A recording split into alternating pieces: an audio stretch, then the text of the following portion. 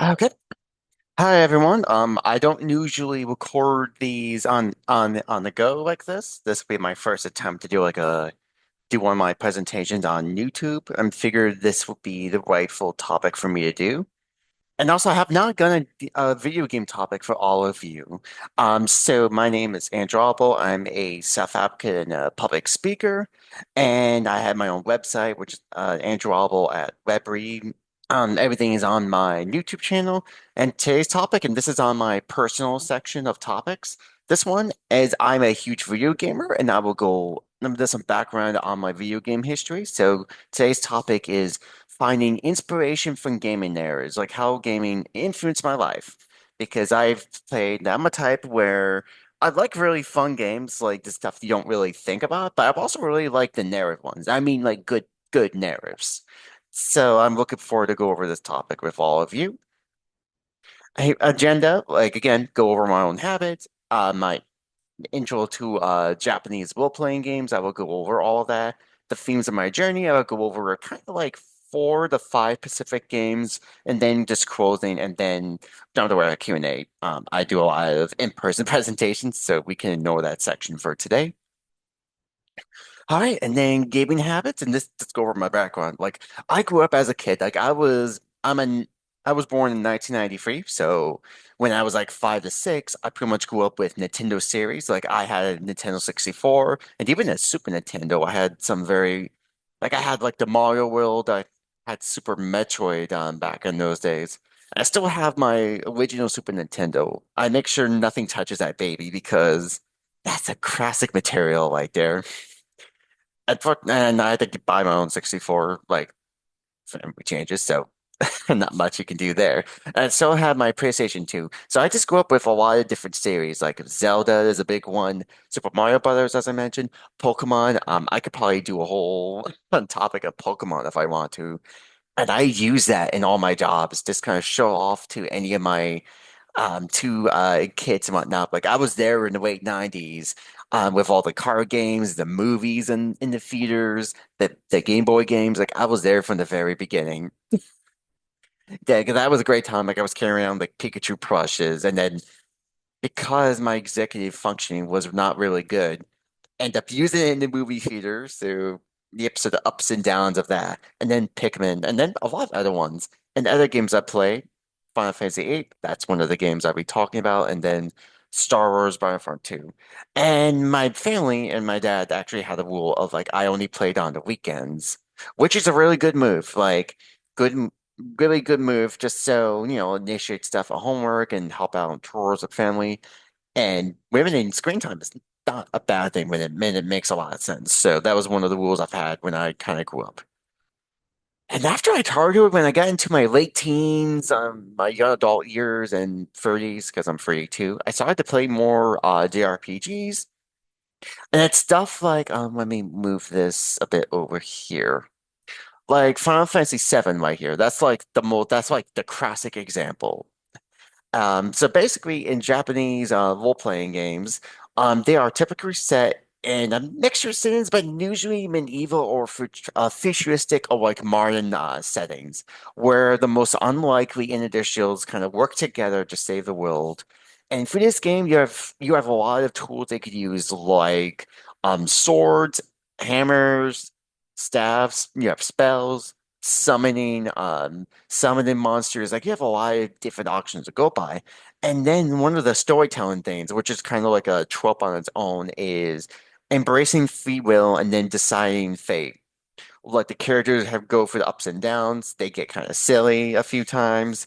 Another series I would play is the Lunar games. Do this like very well. Do this very well. And typically at the end, and this is such a cliched JRPG joke, is it basically ends with a god like being dying during the climax, like a god being responsible for all the characters' journey and problems, and to solve it, well, basically kill it. So those are kind of like the tropes there.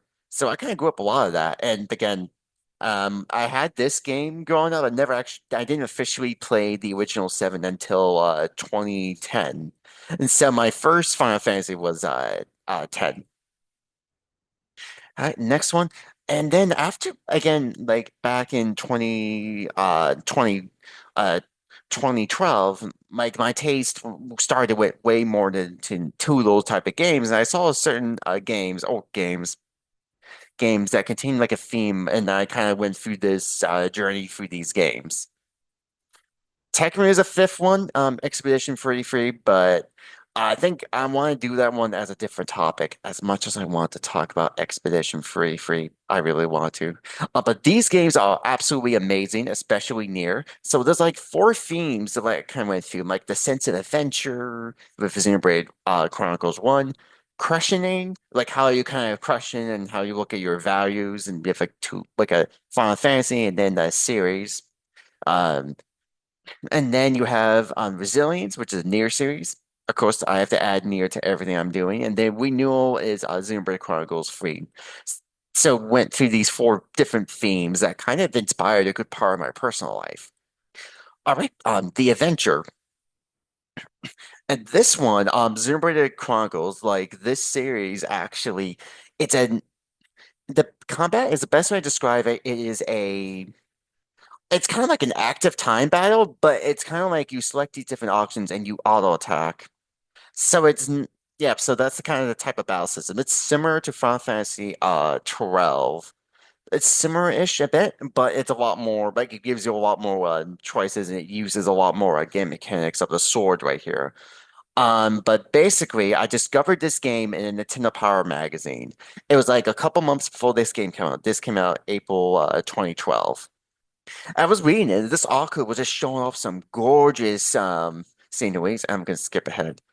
This is a Switch version, so this came out in the Nintendo Wii. So this was back, and even in the Nintendo Wii, like the visuals looked really good. Like you can like travel to all these landscapes. So back here, and then this concept of basically you explore like these two like Titan gods. Like you could really explore like here they call this a Maconis. Like you could explore the head if you want to, or just go on the sword because that's what the Maconis is kind of wielding right here, where you hopefully you can see the mouse. But you could travel like anywhere in the two fallen gods' bodies there, which is really cool. That's like it's something that you would never like. Only a video game could come up with such a concept. And not only that, like the stories and characters were very engaging. Like I'm gonna go back to this character, and this screenshot came from my playthrough of Xenoblade. Shulk. Like he has a journey of seeking revenge. Like he's a researcher. He wants to research the sword, the Monado that can let you see into the future. And after his colony was attacked by machines, the Mechons, and one of his best friends got murdered, he pretty much goes on an adventure of revenge, and then the journey kind of grows from like it kind of goes from that into a bigger scape of what's actually going on in this kind of worlds. And this game and other landscapes, because it's gorgeous. The Switch version really does it justice, like so much. This game just taught me that life could be exciting with seeing all these sites here. Like again, like you can go anywhere. Like I could go more into this picture right here if I really want to. And there's a reason I like to travel. Like anyone that looks through my social media pages, I'd love to travel, and it's because of this game. Just I see things like coffee shop or even this different coffee shop and like hours away and be like, let's do it. Like I recently traveled upstate Albi in New York, and I get such a thrill, especially my arm was fractured and my arm's been a lot better. So being able to drive two hands was a great experience. And just getting back to that, like the joy and then rush of adventuring. And then not only that, this game actually inspired me to play other play other games that are not like mainstream, but they're called niche games. Like no one else would ever play other than very select people. And it just got me to kind of brighten up my horizons, which is something I greatly appreciated with this game. Like it told me like, hey, all these mainstream stuff like Pokemon, Grand Theft Auto, all these other games are really cool. Just don't forget the people behind you. Just don't forget all these games that are behind you. Like there are other games out there. You just have to go out, grab it, and taste it. So this series was pretty big, and it led me to play other stuff. And so the second theme here is questioning, like in Final Fantasy X, one of my other favorites. You play as a just to give context here. I really wish I could show videos here, but don't think YouTube will be happy with me. I also don't know how playing videos within this would work. Maybe in the future, but for now, you play as an athlete, I think Titus. Yeah, Titus.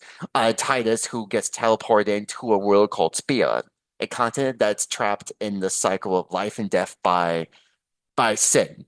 Like sin is Sin is this huge whale monster that basically comes and kind of destroys anything around it. Like one of the first few villages that you actually travel to, like right before you travel to, like Sin literally destroys everything, and you get to see the impact of how Sin like how how people are clearly affected by this monster.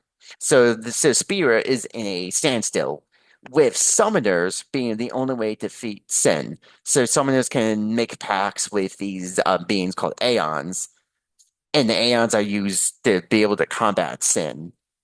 And if they defeat Sin, it's like a temporary peace period called a calm. And because it's temporary, Sin will come back and well destroy more stuff. So whatever progress that people with Spirit would do, it will get kind of screwed over by Sin more or less. And then the main conflict that people gets is their religion, Levin, which kind of goes around the Aeon system. For you, the character, because then the game lets you named Titus. I think Titus was an online debates on how you pronounce it. I won't go into that because presenting in peace. But you, when you play in this character, you're unfamiliar with Spia's culture and people, so you learn as he does when you play. When you go here, we'll be like, hey, what's this place? And the game and his allies will tell him everything, mostly everything here. And this involves questions that not only that you have, but also the character would have. And he makes some really good points because he's been outside of this action the whole time.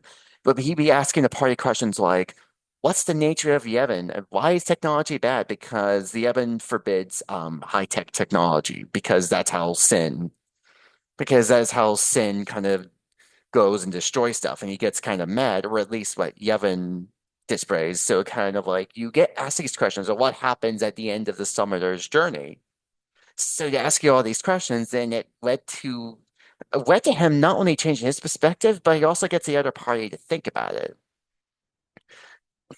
And then on the party kind of grows up on their own, they're realizing that there's a lot more that's going on, and our main character ends up being the exception that's spearheaded during the game. It's a result of him being outside and him not being stupid, but just kind of generally wanting to know kind of what's going on in here since he got trapped and now in Spira. So everyone kind of grows up and then eventually kind of makes their decisions near the end of the game. Even for it's like a 2 decade old game. I don't want to spoil it. It's a great game. It's a great game. Definitely go play it if you haven't played 10. Like it's really great. And I think the next one is okay. And then for my own thinking, because myself, because before I went into autism accuracy, I was away from any of the autism accuracy circles growing up. Like I had no clue what neurodiversity was until I was like 21, like around 2015, I had an idea of what it was. And my growth, like I kind of grew from a mixture of playing these type of games and my personal experiences. So my own question is, because of my question, because I look at all the autism politics, the different dynamics, like the social mod, like the medical and social models of disability. I look into how parents and advocates talk to each other and be like, why does it feel like advocates? And again, not to say any names, just it's like a hypothetical one is why does it feel like advocates kind of hate things? already they're so passionate. And then if society, and then I thought about this because I'm always like to be nuanced, I always like to be kind of neutral with a lot of different policies. It's like I was thinking about these questions when I was kind of getting more experience of like if society is a problem and then autistic people should not be expected to change, what about situations where most are expected to adapt and change due to that? Like I would just think about that. I would just think about that. Think about that because sometimes you do have to change and adapt to settings, regardless of how much society impacts that or not. So I won't go that much of a rabbit hole, but that's kind of one of the things that this game kind of taught me to be able to ask those. And because at times, like before I went into autism, actually, I did feel like an outsider when I was looking at all this, was kind of taken back by like all like the different culture that exists in there. I'd still kind of feel like an outsider, but not really, since I've pretty much kind of got my own place in the community. So that's kind of one of the things that this game over time, and I started to really appreciate Final Fantasy's themes in this. All right, and then there is also Shin Megami Tensei. This is a series that came out. It's developed by Atlas, and there's a lot of different games. Persona is associated with Shin Megami Tensei, but as cool Persona is, I'm going to be talking about the mainline Shin Megami Tensei games. In this series, like it kind of tackles how the player can kind of change the world after experiencing several changes that occurred within that world. Because demons and the demons are based off real mythologies and other like religions. I won't go too much in depth. Like it takes inspiration from any sort of real life mythology. It's really cool. Like you do like Loki 4 is a demon in these games. Like it's actually yeah, it's pretty cool. They go all out and they even include like the original lore, like go some information which is really nice if you get kind of curious. So the games are really based off of philosophy and then and psychology, as you kind of make so when you go through all these things and you start to realize the different factions. Usually in these games, especially Strange Journey here, which is an awesome DS game, very cool, is that the players usually has to make these choices that went into three or so different paths. Usually three choices. Law, which is associated by gods and angels that represent peace and order at the highest regard over industriality of humanity. So you take period basically you want to get peace. And then chaos represents by demons, reverser, and basically comes with the freedom, having the freedom to make your choices with a possibility of war due to the lack of said rules that the wall kind of associated with. And then you have neutral, which is in the games is usually represented by humanity, and it's basically a balance between law and chaos. And if this series is absolutely bonkers, like this series is really goes out there, like, and it also can be really hard, like very hard. Like it's like for those that know that is aware of this series, like, everything you hear is pretty much true. And one of the reasons why this crazy series hooked me up, like I was playing several games throughout the last 10-ish years. Like the reasons it clicked to me because these situations kind of give you this perspectives of all these factions. Like humans are like how do demons or angels kind of react to these situations? Just something you don't really think about. And again, only video games can come up with such crazy ideas. And then even during one preview, you could kind of get more of these various takes from these alignments. And it could also show you what happens when some of your very own friends could become a hostile to you when your own ideals crashes with their ideals because your character doesn't exist. It only like exists for your own values and ideas, and not everyone shares the same views that you do. So the games kind of does this very well, where if you choose a different path, characters will will battle you, be like, screw you, I'm gonna do this. So, so this kind of also goes on the next point, and it's just really cool with the storylines. It kind of shows the extremes, sort of what happens if you go very far.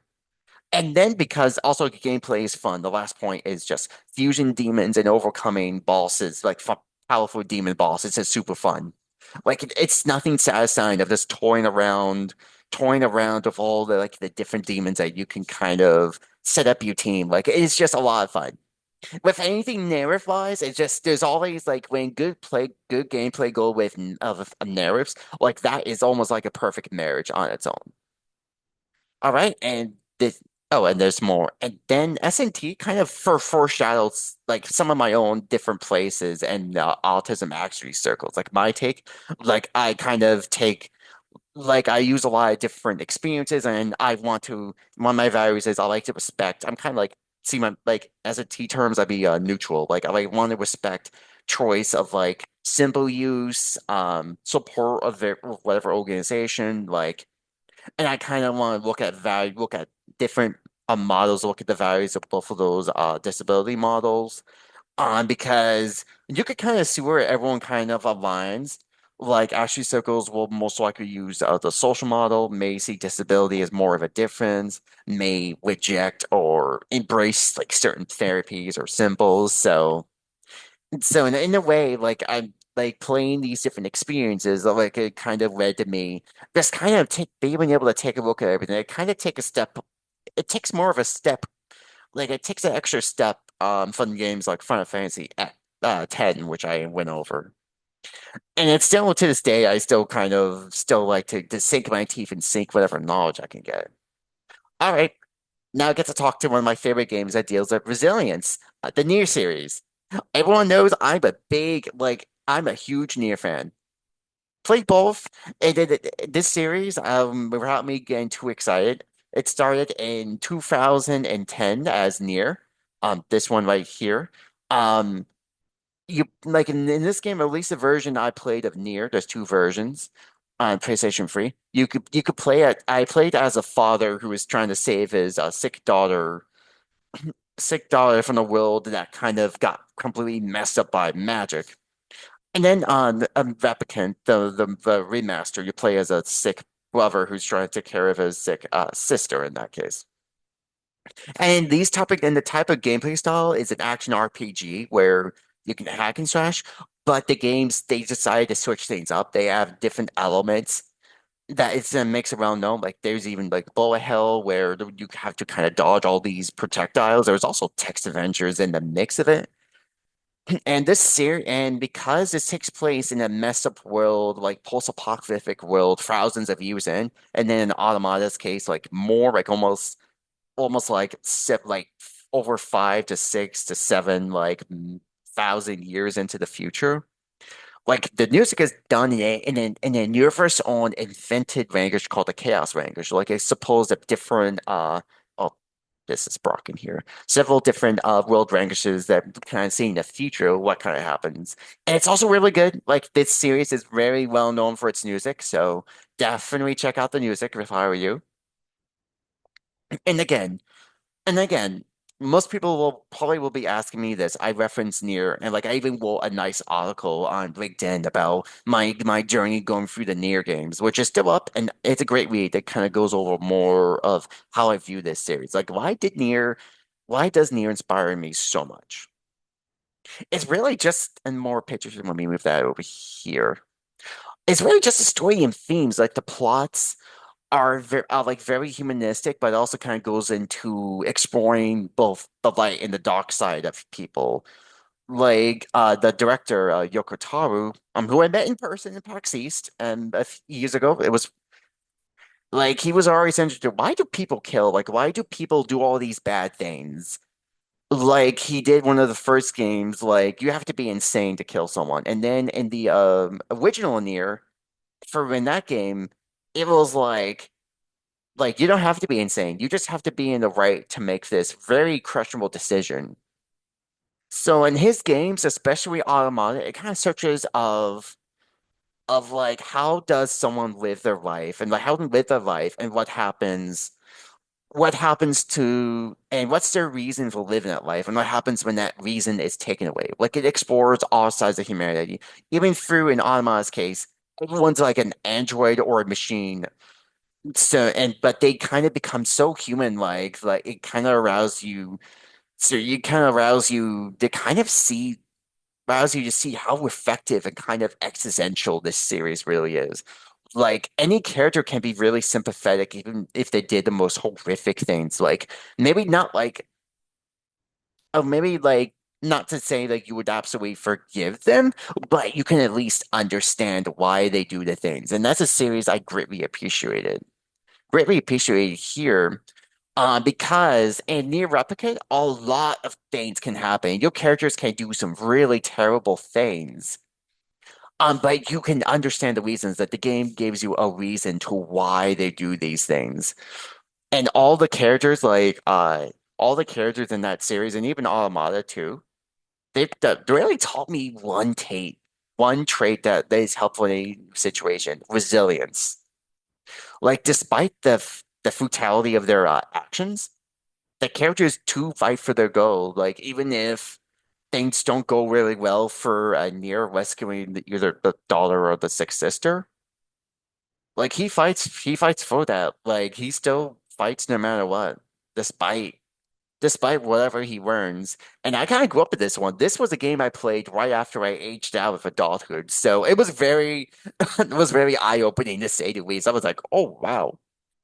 And I was like, you know what? This series is really cool. And then it all went, yep. And then once the sequel was announced back in 2015, in the same year I played the original, that's when I got hooked and pretty much like Nier was kind of like that gate for me to explore kind of reflective games.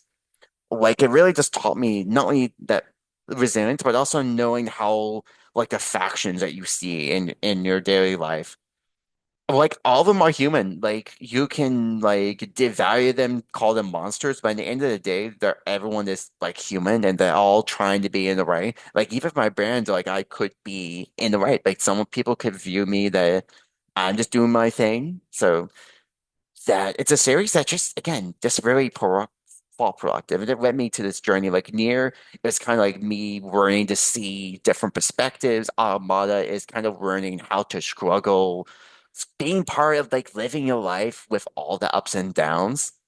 And then Near Replicant, which is the remaster of the original game, it kind of was it was me kind of taking back what I lost during the pandemic that changed the world, and Near was still there. When Near was still on my side, was on my side to still kind of be able to make a difference. And then I even went to a concert. LA flew down to LA all the way from Connecticut to LA, and that concert storyline goes into how one embraces the world.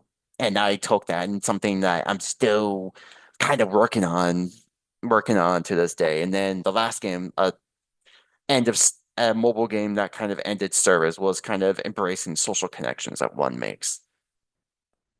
All right, and the last theme here, and I'm assuming hopefully Zoom won't get mad at me for recording additional ones, is renewal.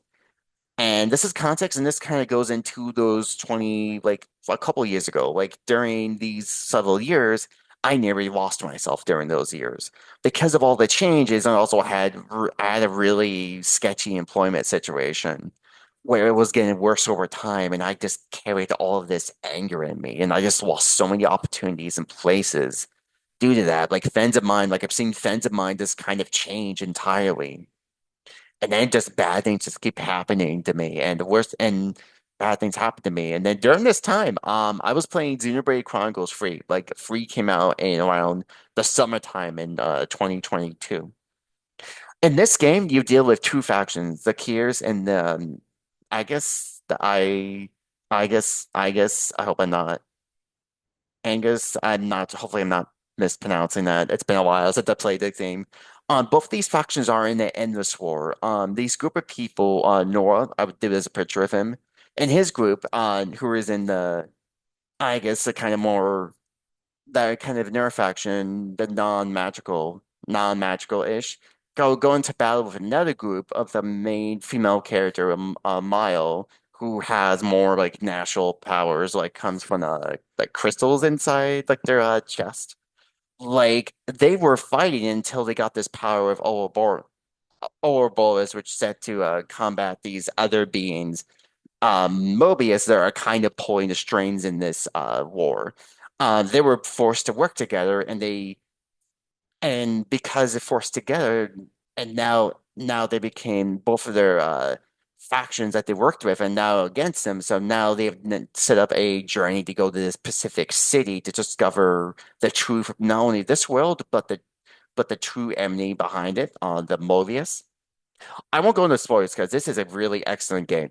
It will take up 100 hours of your life, but it is such an excellent game. And one of the major themes is something that you could ask for yourself is at this present, would you keep your life the way it is now? Because the themes of free is moving forward and letting go of the present now. Because I'm gonna do my absolute best to not spoil parts of this game because it's hard because this game was also one that made me feel really uncomfortable during 2022. Like the Mobius represents a group that believes in preserving the now. Like they're like scared of changes and being able to let go of that control. And they use that rule to kind of make it endless. Like even keeping the souls of people to be able to use that, be able to kind of keep the world going. And here's a picture of the main character, Nora. Like he lived throughout this whole cycle, and he failed to make a difference. Like each time, like he gets killed each time, and because he failed each and every time, he gets really discouraged and makes a very awful choice that that that results to a lot of consequences in that world. And then as you play through the game, he has to come to terms with that choice that he made. And I saw a lot of myself in Noah during this. Like playing the second half of this game again was very uncomfortable to me because like I was like craning so hard into what I was doing, and I think next couple slides will go over in my one of my past jobs. Like I was training so hard to it. Like like close friends was being affected due to me becoming toxic, and I was even letting when a ex-employer being hostile to me because I wanted to keep it going. Like Nora's obsession of clinging to the past and his own love for people that became twisted over time. And because my main motivation is I didn't want to use any more things, any more things. And then it led to me making the hardest choice, except I went kind of like a different path when Noah. Because in one of my past jobs, like I was wanting driving with autism. And during that, it was a driver readiness program that I made during the year of 2022. And when I was laid off, I had two choices with it. To keep letting the program of keeping the program or letting it go.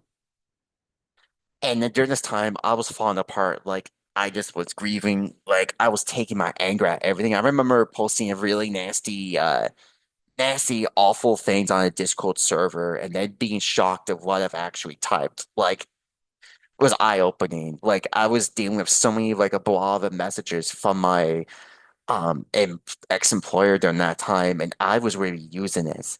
And then Discord people were chatting with me, even during the nighttime before I made my choice, that telling me like I had to let go.